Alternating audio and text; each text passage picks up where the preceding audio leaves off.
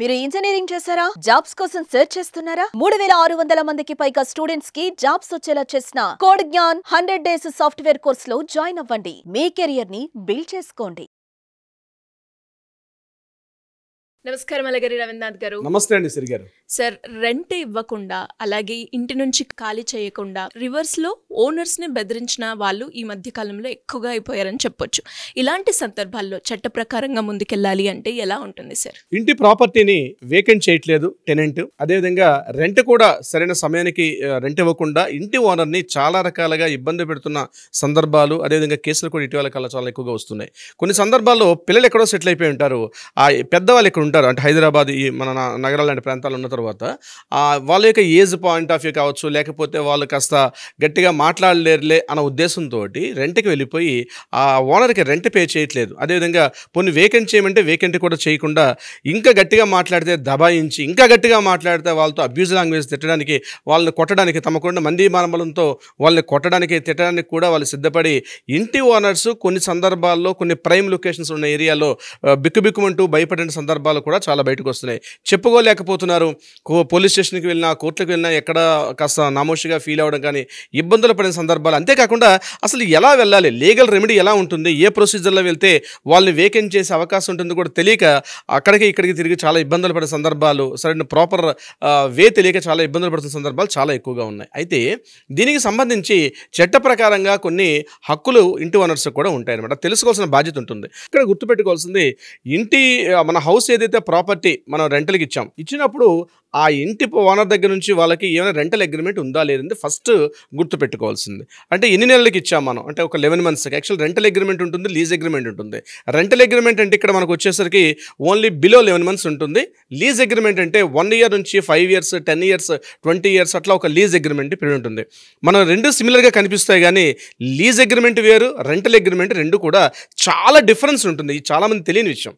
So ఇప్పుడు మనం ప్రాపర్టీని లీజ్ అగ్రిమెంట్గా ఇచ్చామా లేదా రెంటల్ అగ్రిమెంట్గా ఇచ్చామా అన్నది ఇంపార్టెంట్. రెంటల్ అగ్రిమెంట్కి ఇచ్చినప్పుడు ఏమిటంటే ఏ సమయంలోనైనా సరే వేకెంట్ చేసే హక్కు, వేకెంట్ చేయమని చెప్పే హక్కు ఇంటి ఓనర్కి ఉంటుంది. ప్రయారిటీ నోటీస్ ఇవ్వాలి 30 days ముందు. ఇది ఇంపార్టెంట్. ఇక్కడ మనం అనుకున్నటువంటి సందర్భాల్లో రెంటల్ అగ్రిమెంట్లో టెనెంట్ వేకెంట్ చేయకుండా, మీరు అడిగిన ప్రశ్నలో అయితే టెనెంట్ వేకెంట్ చేయట్లేదు. 3 రకాల పాయింట్ ఆఫ్ వ్యూలో ఎప్పుడు కూడా టెనెంట్ వేకెంట్ చేయించే హక్కు ఓనర్కు ఉంటుంది. 3 సందర్భాలు ఏంటంటే ఇన్ టైంలో రెంటల్ పే చేయకపోతున్న సందర్భాల్లో వేకెంట్ చేయించవచ్చు.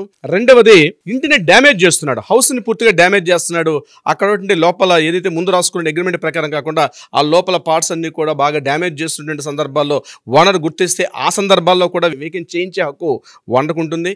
ఇది కాకుండా మూడవది, ఓనర్కి ఏదైనా తన పర్సనల్ నిమిత్తం తన ఫ్యామిలీస్ మళ్ళీ బ్యాక్ అవుతున్నారో లేకపోతే రెనోవేషన్ వర్క్స్ చేస్తున్నారని చెప్పు ఈ సందర్భాల్లో కూడా వేకెంట్ చేయించే హక్కు ఓనర్కు ఉంటుంది. 3 సందర్భాల్లో ఆ ప్రాపర్టీని వేకెంట్ చేయించే హక్కు ఉంటుంది. అయితే ఇక్కడ రెంటల్ ఇవ్వట్లేదు కానీ ప్రాపర్టీని వేకెంట్ చేయించమంటే వేకెంట్ కూడా చేయించాలి. ఇటువంటి సందర్భాల్లో ఏం చేయించాలి? ఫస్ట్ ముందుగా ఏం చేయాలంటే ఒక సివిల్ సూట్ వేసుకోవాలి. ఎవిక్షన్ సూట్ అంటారు దాన్ని. యాక్చువల్గా ఈ ఎవిక్షన్ సూట్ అనేది దగ్గరలో ఉన్నటువంటి సివిల్ కోర్టులో దీని మీద సంబంధించి వేకెంట్ చేయించమని చెప్పి వేసే రైట్ ఉంటుంది. ఇది కాకుండా ఒకవేళ ఆయన రెంట్ పే చేయకుండా కంటిన్యూగా ఒక 3 months 4 months ఉంటున్నాడు, అయినా రెంట్ మాత్రం ఇన్ టైంలో పే చేయట్లేనప్పుడు రికవరీ సూట్ అంటాం. అది కూడా కోర్టులో మనం రికవరీ సూట్ కూడా వేస్తాం. ఇది కూడా ఒక ఇంపార్టెంట్ పాయింట్. ఈ రెండు కాకుండా అతను కాస్త తిట్టే ఉద్దేశంతో అంటే టెనెంట్ ఓనర్ని గట్టిగా తిట్టడం కానీ, బెదిరించడం కానీ ఇట్లాంటి విషయాలు పాల్పడినప్పుడు 503, 504 ప్రకారం కూడా మనం ఆయన మీద మనం పోలీస్ స్టేషన్లో కంప్లైంట్ చేసి ఆ పోలీస్ స్టేషన్ నుంచి కూడా ఆయనకు మనం కంప్లైంట్ లాడ్జ్ చేసే అవకాశం కూడా ఉంటుంది. ఈ రెండు రకాలుగా అంటే చాలా మంది డౌట్ పడతారు, సార్ పోలీస్ స్టేషన్కి వెళ్తే చాలా టైం పడుతుంది, కోర్టుకు వెళ్తే టైం పడుతుంది అనే సందర్భాల్లో కూడా వెళ్ళినప్పుడు ఎవిక్షన్ అంటే అంతేగాని మనం చట్టాన్ని మన చేతుల్లో తీసుకోలేం కాబట్టి లీగల్ పరంగా వెళ్లాల్సిన అవసరం అయితే ఉంటుంది.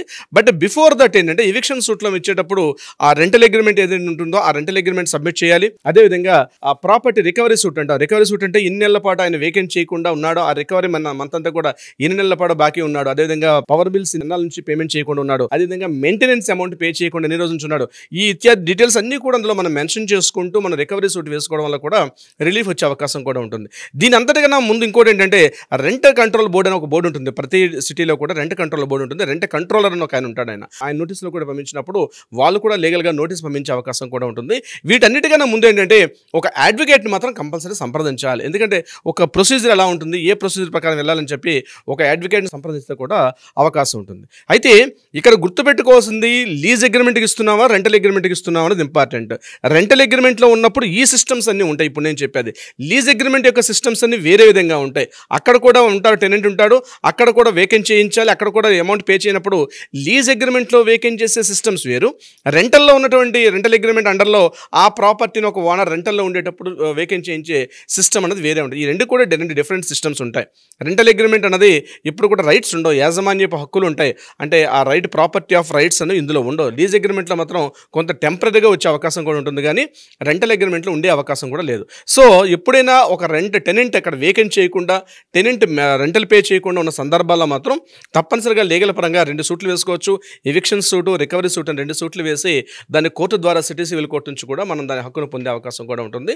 ఏదేమైనప్పటికీ కూడా బెదిరింపులకు కానీ అబ్యూజ్ లాంగ్వేజ్తో తిట్టే సందర్భాలు వచ్చేటప్పుడు మాత్రం ఖచ్చితంగా పోలీస్ స్టేషన్ ఆశ్రయించి పోలీస్ స్టేషన్ నుంచి కూడా మనం రిలీఫ్ పొందే అవకాశం కూడా ఉంటుంది. సిరిగారు సార్, మరి ఎవరైనా కూడా ఇలాంటి సందర్భాలు ఎదురైన సమయంలో ఎవరైనా కూడా మిమ్మల్ని అప్రోచ్ అవ్వాలి, మీ గైడెన్స్ కావాలి, లీగల్ పరంగా వెళ్ళాలి అనుకునేటప్పుడు ఎలా అప్రోచ్ అవ్వాలి సార్? దీనికి తప్పనిసరిగా లీగల్గా ఎటువంటి రెమెడీస్ కావాలనుకున్నా, లీగల్గా సహాయం కావాలనుకుంటే దీన్ని సందర్భించి ప్రయర్ అపాయింట్మెంట్ తీసుకుని కింద నెంబర్ని కాంటాక్ట్ చేయగలిగితే, అట్లీస్ట్ కాల్ కానీ వాట్సాప్లో మెసేజ్ కానీ పెట్టగలిగితే మరలా మన లీగల్ టీం వాళ్ళతో మాట్లాడతారు. దీనికి సంబంధించి న్యాయపరంగా ఎటువంటి సొల్యూషన్ కావాలంటే కూడా తక్షణం మన లీగల్ టీం రెడీ ఉంటుంది. సిరిగారు thank you sir, thank you so much. Thank you so much అండి. సుమన్ టీవీలో మీ పర్సనల్ అండ్ బిజినెస్ ప్రమోషన్స్ కోసం కింది నెంబర్కి కాంటాక్ట్ చేయండి.